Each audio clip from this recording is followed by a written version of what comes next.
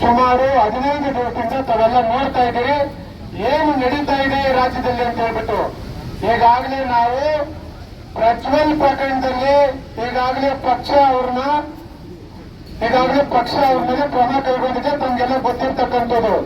ಆದ್ರೆ ಏನ್ ಇವತ್ತಿನ ದಿವಸ ರಾಜ್ಯ ಸರ್ಕಾರ, ಇಡೀ ರಾಜ್ಯ ಸರ್ಕಾರ ಇವತ್ತು ಸುಮಾರು 4 ಜನ ಮಂತ್ರಿಗಳ ಆದಿಯಾಗಿ ಯಾವ ರೀತಿ ಪಿತೂರಿಯನ್ನು ಮಾಡ್ತಾ ಇದ್ದಾರೆ, ಒಂದು ಪ್ರಾದೇಶಿಕ ಪಕ್ಷವನ್ನು ಈ ರಾಜ್ಯದಲ್ಲಿ ಮುಗಿಸಲೇಬೇಕು ಅಂತೇಳಿ ಏನು ಪಣವನ್ನು ತೊಟ್ಟಿದ್ದಾರೆ.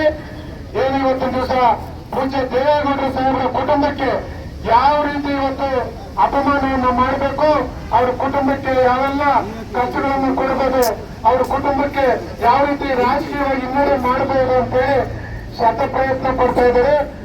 ಪ್ರತಿ ದಿವಸ ಬೆಳಿಗ್ಗೆ ಆದ್ರೆ ದೇವೇಗೌಡರ ಕುಟುಂಬನ ಯಾವ ರೀತಿ ರಾಜಕೀಯದಿಂದ ಮುಗಿಸಬೇಕು ಅಂತ ಹೇಳಿದ್ದಾರಲ್ಲ, ಏನ್ ರಾಜ್ಯ ಸರ್ಕಾರ ಪಿತೂರಿ ಮಾಡ್ತಾ ಇದೆ. ತಾವು ಇವತ್ತು ಮಾಧ್ಯಮ ಸ್ನೇಹಿತರು ಜಗಜ್ಜಾಹೀರು ಮಾಡಿದ್ದೀರಿ. ಜೈಲಿಗೆ ಕಳಿಸಿದ್ದಾರೆ. ದೇವರಾಜೇಗೌಡ ತಪ್ಪು ಮಾಡಿದ್ರು ನೀವು ಕ್ರಮ ತಗೊಳ್ಳಿ. ಆದ್ರೆ ನೀವು ಮಾಡ್ತಾ ಇರ್ತಕ್ಕಂಥ ಕೆಲಸ ನೀವು ಆ ದೇವರಾಜೇಗೌಡ ಇವತ್ತು ಶಿವರಾಮೇಗೌಡ ಮಾತಾಡಿರ್ತಕ್ಕಂಥದ್ದು, ಅವ್ರ ಜೊತೆ ನೀವು ಸಚಿವರು ಮಾತಾಡಿರ್ತಕ್ಕಂಥದ್ದು ಜಗಜ್ಜಾಹೀರಾಗಿದೆ ಅಲ್ವಾ. ಇದಕ್ಕೆ ಸರ್ಕಾರ ನೇರ ಹೊಣೆ ಅಲ್ವಾ. ಹಾಗಾಗಿ ನಾವು ಇವತ್ತು ಹೇಳ್ತಾ ಇದ್ದೀವಿ, ಯಾರು ಈ ಕೃತ್ಯದಲ್ಲಿ ಏನು ಪಾಲ್ದಾರರಾಗಿದ್ದಾರೆ ಇವ್ರ ಬಗ್ಗೆನೂ ಸಹ ಕ್ರಮ ಆಗಬೇಕು. ಒಂದು. ಎರಡನೇದು, ಏನು ಇವತ್ತು ದಿವಸ ಪೆನ್ ಡ್ರೈವ್ ಹಂಚಿದಾರಲ್ಲ, SIT ತನಿಖೆ ಮಾಡ್ತಾ ಇದ್ದಾರೆ. ಈಗಾಗಲೇ ಪೆನ್ ಡ್ರೈವ್ ಹಂಚಿದ್ರಲ್ಲ, ಪೆನ್ ಡ್ರೈವ್ ಹಂಚಿದ್ದಾರೆ ಅಂತೇಳಿ ಸುಮಾರು ಒಂದು 8 ಮನೆ ಮೇಲೆ ರೈಡ್ ಮಾಡಿದ್ರಲ್ವ.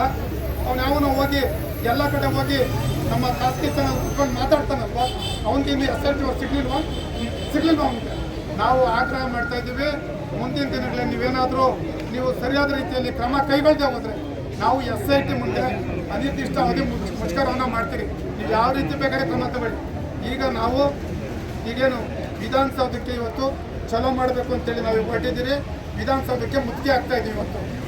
ಹಾಗಾಗಿ ಈಗ ನಾವು ವಿಧಾನಸೌಧಕ್ಕೆ ಹೋಯ್ತು ಮಾನ್ಯ ಮುಖ್ಯಮಂತ್ರಿಗಳ ಕಚೇರಿಗೆ ಮುತ್ತಿಗೆಯನ್ನು ಹಾಕ್ತಾ ಇದ್ದೀರಿ. ಮಾಜಿ ಪ್ರಧಾನಿ ಜನತಾದಳದ ಪಿತಾಮಹ ರಾಜಕೀಯ ಭೀಷ್ಮ ಅವರಿಗೆ ಅವನ್ಯಾವನ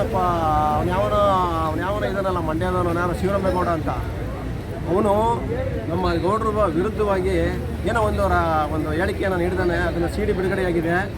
ಅದಕ್ಕೆ ನಮ್ಮ ಕಡೆಯಿಂದ, ನಮ್ಮ JDS ಪಕ್ಷದ ವತಿಯಿಂದ, ನಮ್ಮ ಜಿಲ್ಲಾ ಘಟಕದ ಅಧ್ಯಕ್ಷರಾದ ರಮೇಶ್ ಗೌಡರ ನೇತೃತ್ವದಲ್ಲಿ ನಾವೆಲ್ಲ ಸೇರಿಕೊಂಡು ಅವರಿಗೆ ಒಂದು ಪ್ರತಿಭಟನೆಯನ್ನು ಬಿಸಿ ಮುಡಿಸಬೇಕು ಅಂತ ಒಂದು ಪ್ರಾರಂಭಿಕವಾಗಿ ನಾವು ಈಗ ಸಜ್ಜಾಗೋಕ್ಕೆ ಈಗ ಒಂದು ಮೀಡಿಯಾ ಎಂದು ಪ್ರತಿಭಟನೆ ನಂಬಿಕೊಂಡಿದ್ದು ಅದು ಯಶಸ್ವಿಯಾಗಿದೆ.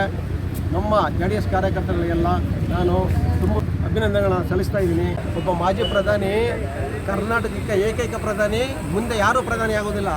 ನಮ್ಮ ಪ್ರಧಾನಿ ಆಗಿದ್ದಾರಲ್ಲ ಅವ್ರಿಗೆ ಆ ಹುದ್ದೆಗಾರ ಒಂದು ಬೆಲೆ ಕೊಡಬೇಕಲ್ವ. ಅವನು ಹೊಟ್ಟೆಗೆ ಏನು ತಿಂತಾನೆ, ಹೊಟ್ಟೆಗೆ ಏನಾರ ತಿಂತಾನೆ. ತಿನ್ನಕ್ಕೆ ತಿಂದ್ರೂ ಮಣ್ಣು ತಿಂತಾ ಇರ್ಬೋದು, ಅವನೆಲ್ಲ ಊಟ ತಿಂತಲ್ಲ ಅವನು. ಇಂಥ ದೊಡ್ಡ ಮನುಷ್ಯರಿಗೆ ಅಂಥ ಕೀಳು ಮಟ್ಟದ ಒಂದು ಭಾಷಣವನ್ನು ಹೇಳದವನಲ್ಲ, ಮಾತುಗಳನ್ನು ಹೇಳೋನಲ್ಲ, ಅವನಿಗೆ ಇನ್ನು ಮುಂದೆ ತಕ್ಕ ಸಾಕ್ಷಿನ ನಾವು JDS ಪಕ್ಷದ ವತಿಯಿಂದ ಹಮ್ಮಿಕೊಳ್ತಾ ಇದ್ದೀವಿ.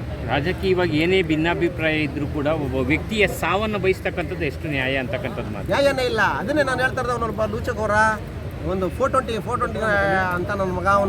ಅವನು ರಾಜಕೀಯವಾಗಿ 1994ರಲ್ಲಿ ಅವನಿಗೆ ಟಿಕೆಟ್ ಕೊಡಲಿಲ್ಲ ಅಂತಂದಿದ್ದಾರೆ ದೇವೇಗೌಡರು. ಇಷ್ಟಕ್ಕೆ ಒಬ್ಬ ನಮ್ಮ ಗದ್ದೆಗಳಲ್ಲಿ ಒಳ ಉಳುಕು ಅನಲಾಯಕ ಅವನು. ಆದ್ದರಿಂದ ಅಂಥ ಮನುಷ್ಯ ನಮ್ಮ ದೇವೇಗೌಡರ ಬಗ್ಗೆ ಮಾತಾಡ್ತಾನೆ ಅಂತಂದರೆ ಅವ್ನಿಗೆ ಎಷ್ಟು ಕೆಚ್ಚಿರ್ಬೋದು ನೋಡಿ, ಲೆಕ್ಕಾಕೊಳ್ಳಿ ಅಲ್ವಾ. ರಾಜಕೀಯವಾಗಿ ನಮ್ಮ ದೇವೇಗೌಡರನ್ನೇ ಆಗಲಿ, ನಮ್ಮ ಕುಮಾರಣ್ಣನೇ ಆಗಲಿ, ಅವರ ಅಪ್ಪ ನಾನೇ ಹೇಳ್ತಾ ಇದ್ದೀನಿ ಕೇಳಿ, ಯಾವುದೇ ಕಾರಣಕ್ಕೂ ಮುಗಿಸೋಕ್ಕೆ ಚಾನ್ಸೇ ಇಲ್ಲ, ಮುಗಿಸೋದಿಲ್ಲ. ಆ ದೇವರ ಕೃಪೆ ದೇವೇಗೌಡರ ಮೇಲೆ ಮತ್ತು ಕುಮಾರಣ್ಣನ ಮೇಲೆ ಯಾವಾಗಲೂ ಸದಾ ಇದ್ದೇ ಇರ್ತದೆ. ಯಾವುದೇ ಕಾರಣಕ್ಕೂ ದೇವೇಗೌಡರ ಕುಟುಂಬನೇ ಆಗಲಿ ಮತ್ತು JDS ಪಕ್ಷನೇ ಆಗಲಿ ಮುಗಿಸೋಕ್ಕೆ ಯಾರು ಕೆಲವಾಗೋದಿಲ್ಲ. ಇಂಥ ನೂರಾರುಗಳನ್ನ ದೇವೇಗೌಡರು ಕಂಡವ್ರೆ, ಅದೆಲ್ಲ ನೋಡ್ಬಿಟ್ಟಿದ್ದಾರೆ. ಅದಕ್ಕೆ ಯಾವುದೇ ಕಾರಣಕ್ಕೂ ಏನು ಅನಾಹುತ ಆಗೋದಿಲ್ಲ. ಶಿವರಾಮೇಗೌಡ್ರೆ, ಲಾಸ್ಟ್ ನೀವು ವಾರ್ನಿಂಗ್ ಕೊಡ್ತಾ ಇದ್ದೀವಿ. ನಾವು ಮಂಡ್ಯದಲ್ಲಿ ನಿನ್ನ ಅಟ್ಟಾಡ್ಸ್ಕೊಂಡು ಹೊಡೆಯುವಷ್ಟು ಹತ್ತಿರಕ್ಕೆ ತಗೋಬೇಡಿ. ನೀವು ಸಾರಿ ಕೇಳುವ ಗಂಟ ನಾವು ಯಾವುದೇ ಕಾರಣಕ್ಕೂ ವಿಜೃಂಭಿಸುವುದಿಲ್ಲ. ನೀವು ಸಾರಿ ಕೇಳಿದ ಮೇಲೆ ನಿಮ್ಮನ್ನು ಬಿಡೋದು, ಇಲ್ಲಾಂದರೆ ನಿಮ್ಮನ್ನು ಮಾನ ಮರ್ಯಾದೆಲ್ಲ ಇದು ಇಡೀ ಡಿಸ್ಟಿಕ್ಗೆ, ಮಂಡ್ಯ ಡಿಸ್ಟಿಕ್ಗೆ ಇಡೀ ಮಾನ ಮರ್ಯಾದೆ ನಿಮ್ಮನ್ನು ಹರಾಜು ಮಾಡಾಕ್ಬಿಡ್ತೀವಿ ಅಂತ ನಾನು ಹೇಳೋಕ್ಕೆ ಇಷ್ಟಪಡ್ತಾ ಇದ್ದೀನಿ.